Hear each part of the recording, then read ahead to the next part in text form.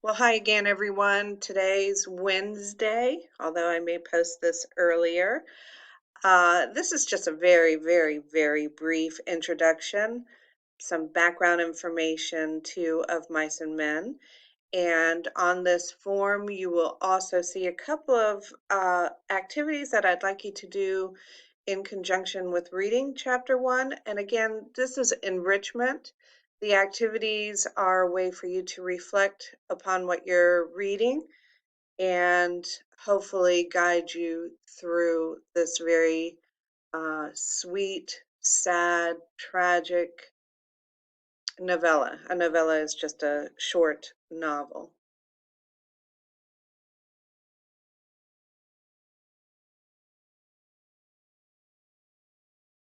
Okay, so as I mentioned, I believe in the first PowerPoint on Monday, the novel that you're reading, or maybe I mentioned this or not. I know we did talk about the Great Depression, but I think that was in conjunction with the history of the American dream.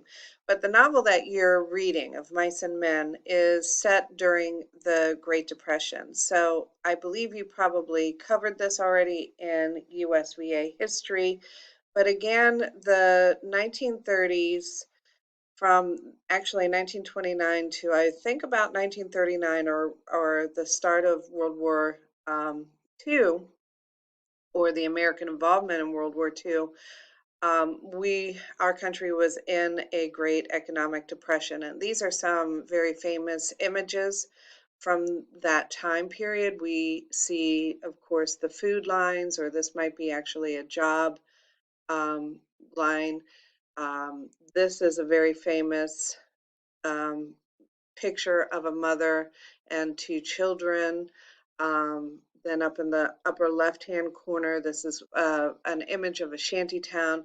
But as you know, there was an economic depression. Farms were going bankrupt. There was also the Dust Bowl in the Midwest, where the drought um, basically killed off a lot of crops.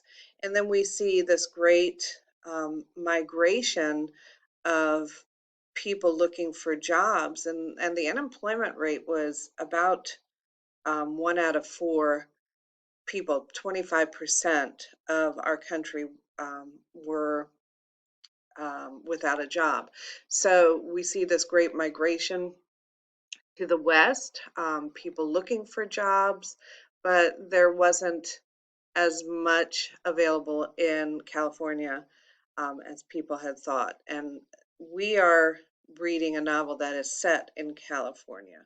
And I think my next slide talks about that. Yes, so the setting is, again, the 1930s. We're on a ranch for the most part. We don't start off there, but chapter one has our two characters that we're following on the way to a ranch in the Salinas Valley. So in the upper left-hand corner, you see a smaller map of California.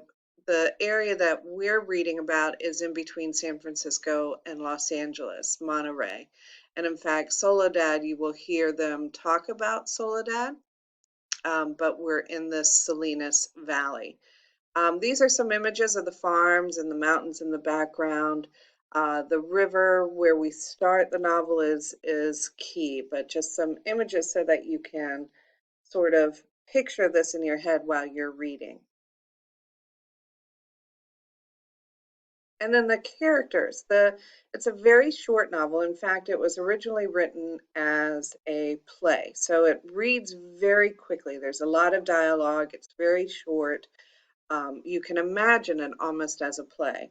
And the characters, there are a few characters on the ranch, and you'll see that's in the bottom left-hand corner.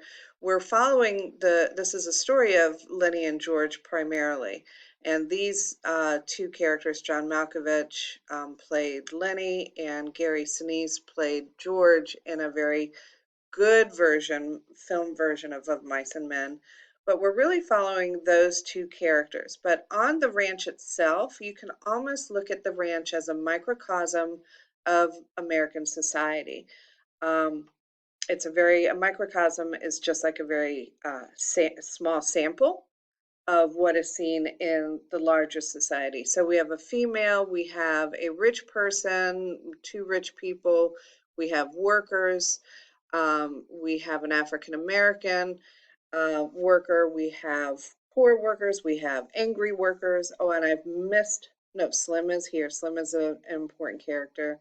We have Candy, who is an elderly man, and Lenny and George, as I said, are our two main characters. Lenny is uh, developmentally or intellectually disabled. He's very childlike in his intellect, but he is also supposed to be a very large man, a very strong man. So we will be talking a lot about that. And George is kind of his polar opposite. He is a small man, but very, very smart and very intuitive. And we'll meet the other characters um, when we get to them in their chapters. And I think that is it for this little intro. On the form, I'm going to ask that you do a couple of activities, again, just to simply reflect upon what you've read. I'm trying to go back to the previous slide, doesn't matter, and to get you ready to read for some of